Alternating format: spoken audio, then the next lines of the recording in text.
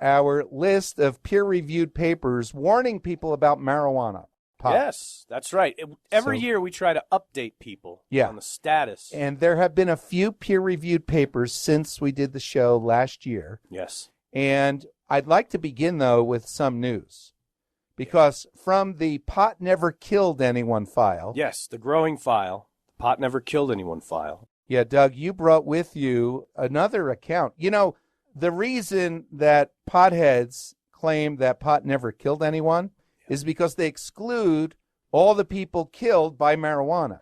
Right. And when you exclude all those people, then you could make quite an argument for pot never killed anyone. You can keep your pot never killed anyone file empty, full. Yeah. Anyway. Yeah. You have to exclude those killed in direct relation to someone smoking pot. Yeah. So our family has gone to Keystone. We've skied our kids' snowboard there. It's beautiful. Yes. So there was a family recently from Oklahoma. On vacation, and their son ate, well, he didn't smoke pot. He ate 5 marijuana edibles and received a dose of THC that literally drove him insane, and he shot himself in the head. Oh, he died. And, of course, just devastating. And to say that this was out of character or unexpected is an absurd understatement, because he simply was having a great time with his family and friends. Yeah. He ingested these marijuana edibles and blew his brains out. Yeah. To say that this isn't expected or shocking is to ignore all of the other incidents that we've covered for years. Remember, in Colorado again, where we legalized pot, recreational pot, we have a Congo exchange student, 19 years old. He ate a pot cookie. Oh, that's right. That's right. You remember that? And he do. jumped to his death. Yes. Just devastating, of course. So from the pot never killed anyone file, those are just two recent examples. The two most recent, right. And so, by excluding everyone killed by pot, then you could say pot never killed anyone. Okay, so those of you out there who say pot never killed anyone, how do you come back against these two? We just showed you two stories. Just recent. two. Just in Colorado. Just two. And there are all the people killed because some driver, some heavy equipment operator was smoking pot and killed a slew of people. Happens all the time. That's right. We have the links at realscienceradio.com/pot. That's right. You go check it out yourself. So we've put the lie to that position that pot never killed anyone. I don't think anybody can ever say that again and expect anyone to take them seriously. Unless they're smoking. Well, if they're smoking pot, then you'd say, well, they were stoned. You and they could didn't say realize. anything. Yeah. Okay. So now studies, peer-reviewed, because those are news reports. Yes. Current events. So the first one is... Well, from 2015. Yes, the most recent. Yeah, and this was published in the journal Lancet Psychiatry. Very well-regarded medical journal. Yeah. It turns out that, as we have reported for many years on this show, pot is really being blamed for an enormous number of psychotic conditions in the UK. Right.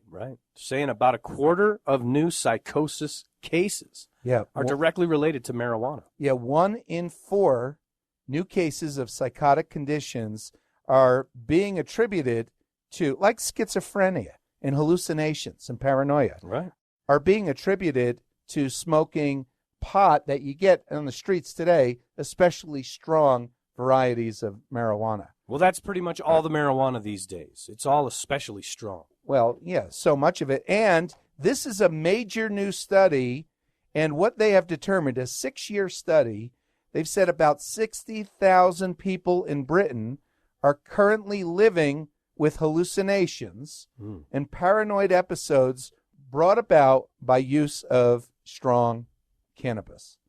60,000. 60,000 currently, and they said more than 300,000 people who have smoked especially strong pot will experience these kinds of problems in their lifetime. Almost 1/3 people from this major study. And we could expect the problem to expand exponentially as the public attitudes toward marijuana are softened up.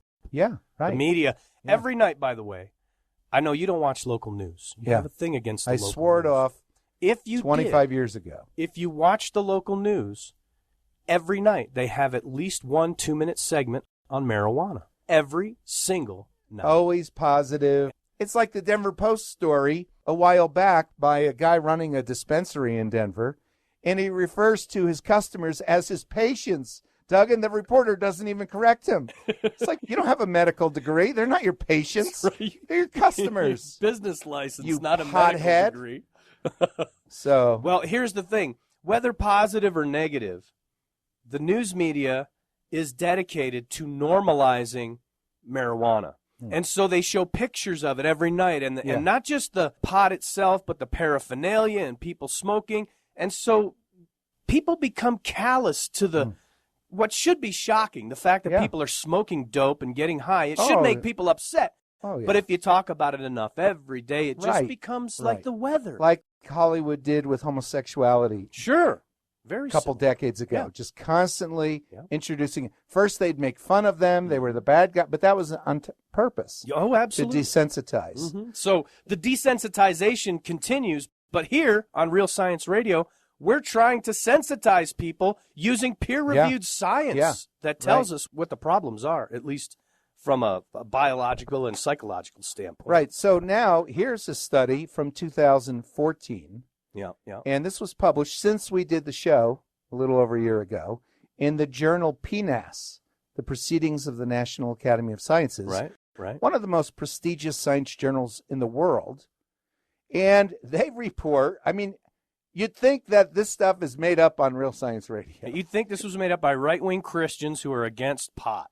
Yeah. Yeah. Because the results of their study, it's somewhat shocking. Yes, yes. And they found That regular pot smokers have shrunken brains. shrunken. Shrunken brains? It's That does sound made It's up. like you're going to a headhunter in Yeah. the Congo somewhere. No, this was not the Congo. This is the average university here in the United States, I do believe. Yes. So, Doug, they compared people who have never smoked pot with folks who are potheads, who smoke regularly. And they found out that the potheads have less gray matter in their orbital frontal cortex. Which sounds like an important cortex. I'm not a neurosurgeon. Yeah. That sounds like you need that. If you want gray matter somewhere, Yeah. maybe in your frontal cortex. Right. Well, that has to do with reward, motivation, decision-making, and addictive behaviors. And isn't that all what people think of when they think of potheads? That's right. They're not motivated. They're not Their- go-getters. Their boss says, hey, you did a great job. And it doesn't, somehow that doesn't translate to showing up on time tomorrow. No. Because the boss says you did a great job. You even get your paycheck, and it just doesn't mean much to you. What means a lot more is looking forward to smoking again. Exactly. That's true. And so motivation, bad decision making. Yeah. Potheads are well known for bad decision-making. Yes. Right. Absolutely. Yeah. So that's another peer-reviewed study in the journal PNAS. Yeah. There we go. Doug, but if we could bounce back to the news of this last year, Yes. Ferguson, Missouri. I remember Ferguson, Missouri. Hands up, don't shoot, right? No, it was pants up, don't loot. Yes. Pants up, don't That was loot. the more accurate narrative, that's for sure. But the whole hands up, don't shoot was a lie. Yeah. But that doesn't matter to leftists who refuse to place blame where it's due. Because Michael Brown, he committed suicide by cop, reckless anger toward an armed officer, trying to grab the officer's gun. The gun gets discharged inside the vehicle. Then he runs, and then he charges the officer, who then shoots in self-defense. He charges an armed police officer. Yeah. And so Michael Brown, who had been smoking marijuana Now that's true. shortly. What? That he was smoking marijuana. Now, hands up, that's not true. No, but he had been, according to the coroner's report, Right. he had been smoking marijuana shortly before his strong-arm robbery, That's right. which in and of itself was, Well, the strong arm robbery was pretty shocking. it in was and of itself shocking to watch. It was shocking. Yeah. Someone behaving in an utterly reckless manner. Obviously, he knows there are cameras. He just Sure. couldn't care less. You know, the way he was behaving, somebody's going to die. And that day he died, he committed suicide by cop. Yeah. It sure And so, was like- just like Trayvon Martin, oh yes, Trayvon. Michael Brown had marijuana in his system. So did Trayvon Martin. Now, that's not something that's been played up a lot in the media because that disagrees with the friendly, Doritos-eating, movie-watching pothead. They don't Right. fit into that friendly, So happy bad pothead. decision making. Bad Terrible. decision Yeah, making. obviously. Cost him his life. Right. Both of them. Okay, so that was a news story. But could we go to now another peer-reviewed Yes. paper? We have another paper from the Lancet Psychiatry. Yes. That's the British version of JAMA, the Journal of the American Medical Association. Right. Well, in Britain, it's the Lancet. Right. So once again, from the Lancet Psychiatry, this is about young people who smoke pot. Yep. Teenagers who smoke marijuana daily are over 60% less likely to complete high school or graduate from college, and 7 times more likely to attempt suicide. And that's devastating, of course. 7 times more likely to attempt suicide. Right. And we just mentioned 2, and there have been a few in Colorado, people who've killed themselves after eating marijuana edibles. Yeah. But we mentioned 2. The one young guy shoots himself and kills himself. The other teenager jumps off a roof and kills himself. Right. After eating a cookie and some candies.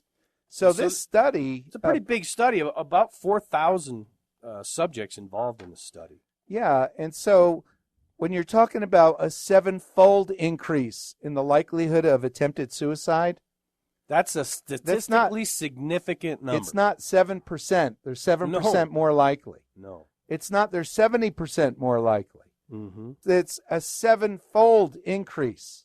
7 times more likely your young son or daughter is or if you're a young person tuning in to Real Science Radio, you're 7 times more likely to try to kill yourself if you're smoking pot on a regular basis. Now, can you imagine if similar data were exposed, making a connection between the use of tobacco and a 7-fold increase in anything, really? Forget suicide, just a 7-fold increase in, say, lung cancer. Oh, Well, right. There was a national 40-year war against tobacco, and we've pretty much, almost nobody smokes anymore. Well, that's a good thing. So- So smoking is way down? Well, you're saying? smoking is way down, and what that shows is that if the government would tell the truth about the dangers, It could help. so it could help a lot. A lot Yeah. of people would probably Like not try. the FBI tracks alcohol-related crime. Oh, absolutely. They have never tracked fornication or adultery-related crime, which if they did, the numbers would be Off the charts. Off the Yeah, charts. It'd be unbelievable. How many people are murdered because of sexual immorality? How many people are killed because of pornography and strip joints and prostitution Right. and having affairs and cheating? And even a teenager in high school he's sleeping with his girlfriend. She breaks up with him and goes out with his best friend, and then he kills himself. Yeah, it happens All the time. All the time. Happens all the time. And so if the government would tell the truth about the data and what's happening in reality, they could have an effect on everything from marijuana use, alcohol use, tobacco, sexual immorality. Yeah. They could make a difference. In fact, they're obligated to do that by God. And Doug, not every crime where the criminal was smoking pot is reported that he was smoking pot. You know, a good percentage of the reporters are potheads. Yeah, they tend to shy away from such stories. And so, right, exactly. You and I were joking about 2 crimes back in October where the reports didn't say whether the criminals were smoking pot. But you recall there was the guy in his 30s who stole an ambulance from a hospital and drove it home and parked it in front of his house. The planes, trains, and automobiles file. Yeah, and then there was the guy in his 20s who stole a train. He stole a train and he crashed it. Yeah. Now, neither of those news reports mention marijuana, but what are the chances that neither of these dimwits smoke pot? There's no chance that neither did. There's some chance that maybe one of them was on something else. Maybe. Certainly no chance. All right. Now, we just went over some of the more recent studies, but I'd like to just remind the audience, if they do go to Real Science Radio /pot, there's links. There's a link to a 2012 study, a landmark study, PNAS, pot permanently lowers IQ. Permanently lowers IQ. So if you smoke, you know, pot makes you stupid. Why do you think they call it dope? And millions of people have observed that potheads are stupid. Yeah, it's a common knowledge. You ask them, what's your name? They think about it. They think about it for a moment before they answer the question. Yes. They're a little slow on the uptake, and it's been well known. That's a PNAS, a landmark. That was a massive study in the proceedings of the National and just Academy of permanent, Sciences. by the way, even if you quit smoking later in life, you have permanently reduced your intelligence quotient, your potential to be educated. You permanently damage it, right, according to a very large study. Right. And that was from 2012. There was another study that year. Yep, that was out of the Netherlands, a study of 2,000 teenagers that showed a statistically significant link between psychosis and marijuana use. Wow. And psychosis, I'm not a psychiatrist. You're not? I can't define that word for word. You play one on the radio. Sometimes. But I know that psychosis is bad because a lot of criminals try to defend themselves by claiming they were in a psychotic episode. Right. So psychosis is not good, and there's a direct link, especially in the teenage years, smoking marijuana. There's a big study, 2,000 teenagers studied out of the Netherlands. Yeah, just horrific. And that study in Holland, I mean, they're as pro-drugs as you can get a culture to be. I think it's legal there. And this is a big study. Yeah. So then a 2010 study, 2 years earlier, also in the Netherlands, showed that marijuana stunts fetal growth, so the baby's development in the womb, which is so cruel. Back when Colorado was voting the campaign to legalize pot. Yeah. And somebody called the show, said, there's no evidence that smoking pot harms a developing baby in the womb. I thought, how could that be? On its so face. You Google marijuana and fetal development, and you get all these studies. Well, potheads, they don't look into these things. So it's like pot never killed anyone. Right, same thing. From the pot never killed anyone file, right. You have all these people killed because of marijuana use. But if you exclude all of them, then sure enough, pot never killed anybody. Sure enough. Now, the thing about this study on fetal growth. What study? There's no evidence that 2000 pot harms fetal growth. Well, there's the 2010 study out of the Netherlands. Oh, yeah. So the human fetus is borderline miraculous in how able the fetus is to develop and resist disease and a defect and recover from injury. You've heard of surgeries that are done on fetuses in utero and the miraculous healing that they're capable of. But marijuana is very powerful stuff, so powerful that it affects fetal growth.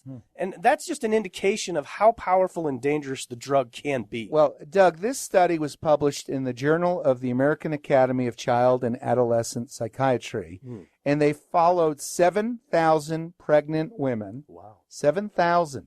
And thank God that the vast majority of those women said, I did not smoke marijuana while I was pregnant. Yes, a large control group. Thank God for that. But of those who did, they found this tendency for their babies to be low-weight births. That's just simply another study of dozens of studies. Then there's, in 2009, the American Chemical Society reports that marijuana damages DNA, and may cause cancer. May cause cancer. When the link was made in the early 60s, I guess, between tobacco and lung cancer, all of America, the media, Hollywood, everyone began to work to encourage people not to smoke. And we're doing the reverse. Well, this is not only may it cause cancer, but it damages your DNA. There was never any evidence that tobacco damages your DNA. So this is a lot worse, and there should be a governmental campaign. Now, when were cigarettes first called coffin nails? Like 1730, I think. I think the first guy who smoked them. I think Lord Marlborough himself may have coined that term. So that was a long time ago, and they knew this stuff was harmful. Of course. But we have now significant evidence that marijuana is affecting our DNA. And every time a cell divides, and that's how we live, by cell division. That's right. Every single time in normal circumstances, there are, on average, 3 mutations in every cell in your body. So the older you live, now we have 3 billion nucleotides in our human DNA, and there's a lot of them. That's 3,000 million. 3,000 million. That's a lot. You know, if you had a cup of DNA density data memory, you know how many TV shows you could keep in that cup of DNA data? Oh, my. You know, if you digitize them and wrote them to DNA. Got to be a lot. And you know how many movies? Well, every movie ever made. Wow.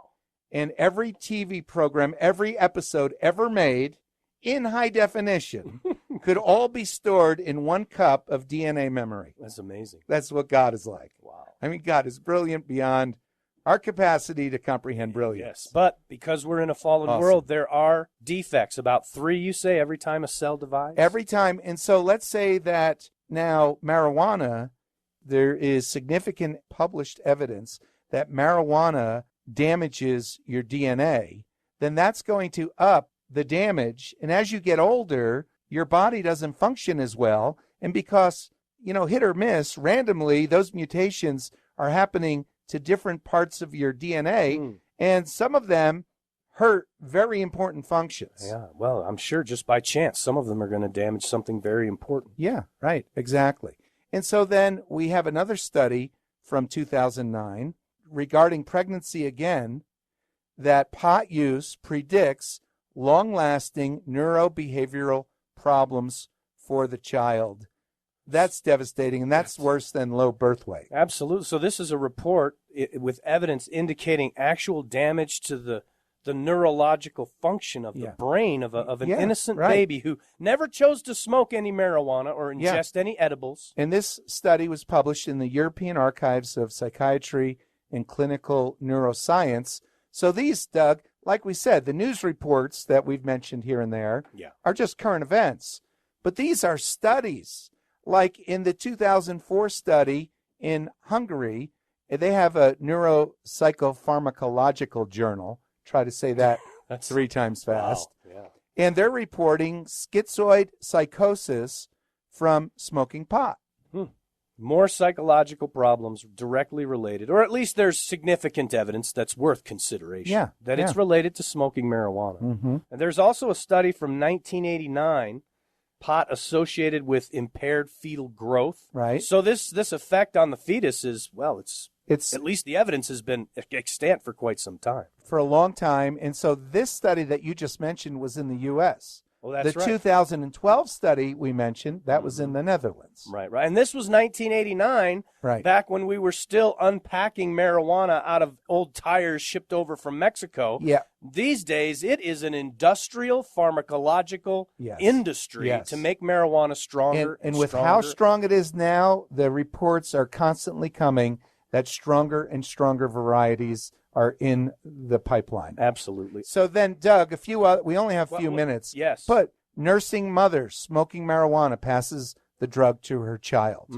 Habitual marijuana use strongly associated with car crash injury. Is that surprising? Pot never hurt anyone. I've had potheads tell me I drive better when I'm high. Well, if we don't count the car crashes, pot never hurt anybody. Yeah, right. Marijuana smoke contains higher levels of certain toxins than tobacco smoke. And all these are links at realscienceradio.com/pot. Or you could use the abbreviation rsr.org/pot. Yes. You get as much information as you can possibly need to warn people that you care about that this stuff will ruin your life. Absolutely. There's enough data that don't feel bad about stigmatizing marijuana use. The data is in. Yeah, marijuana smoker faces rapid lung destruction as much as 20 years ahead of tobacco smokers. Much stronger concentrations of toxins. Then we have impact on lungs, all of these different reports. One joint. What's a joint? A joint that's a place? That's a marijuana cigarette. I thought it was a place that you go to. Yeah, that would be a juke joint where you go listen to the jukebox. Oh, but a joint, one joint is equal to 5 cigarettes. It's like smoking 5 cigarettes in your lung. Your lungs are impacted. Yeah. Marijuana, it has a much higher combustion point. Yeah. It's a lot hotter. Yeah. And that's why it hurts your lungs a lot more. And Doug, we went to the Denver Museum of Natural History. Right, try to square them folks away. Yeah, they had body worlds there. Oh, yeah. Where they showed human bodies. I saw and that. they had the lungs of a smoker. Yes. And then the lungs of someone who didn't smoke. A dear friend of mine, Nate, stopped smoking. Yeah, just when he saw that. Wow. The lungs of the smoker looked like charcoal. Yeah, black, gelatinous. Yeah. They didn't look gelatinous. They looked hard. I mean, it's hard to tell how firm something is from looking. Well, it's just... But they looked like charcoal. Yes. And the other was pink. And looked, flexible. Right. So then you have a marijuana component opens the door for a virus that causes Kaposi's sarcoma. That's a Harvard study. Mm-hmm. Sarcoma being a form of cancer. Then you have marijuana causes learning and memory impairments. Well, we knew that. From the journal Neurobiology. Like we needed a study. Just go into any ninth grade class. Yeah. Yeah. And Doug, you and I reported on a University of Colorado professor who wrote an amazing article. Doug, she's in the School of Pharmacy and Pharmaceutical Sciences, and she writes that when you smoke it, you have these receptors in your brain, these endorphin and cannabinoid receptors. They receive, And when they latch on, they don't want to let go. Unlike other affirmations, like somebody pats you on the back, good job, your brain produces these endorphins. You get a quick little rush. You feel good about it. Yeah. Well, when you smoke pot, when the pot latches onto those receptors, it doesn't let go. So when your boss comes by and says, good job, or your wife says, thanks so much for doing the dishes, it doesn't mean anything. You don't feel any response. It just doesn't compare to the impact of the cannabis. Smoking more pot. Wow. So you dull your own senses. Oh, by the way, quickly, Robert Durst. Oh. He's accused of murder, 60-year-old millionaire, has evaded capture. Anyway, he was arrested recently. Yeah. He had a lot of money and a mask and a disguise. And what else? He had 5 ounces of marijuana in his getaway bag. 5 ounces. 5 ounces of marijuana for the guy who's... For that murderer, obviously pot factors big in his life. It's important to him right now. Anyways. A Nevada lawmaker wants to give pets access to marijuana. This is just... So your dog could smoke pot. No, this is so other young people... So your fish. That's it. It's for the fish. You could give fish. So these lawmakers want to make it easier and easier to get marijuana. They want to normalize marijuana. And this guy's saying, well, it could be for your pets. Yeah. How can a dog smoke marijuana? Maybe it's all edibles. I don't know. But it's just... You sprinkle it in your fish tanks.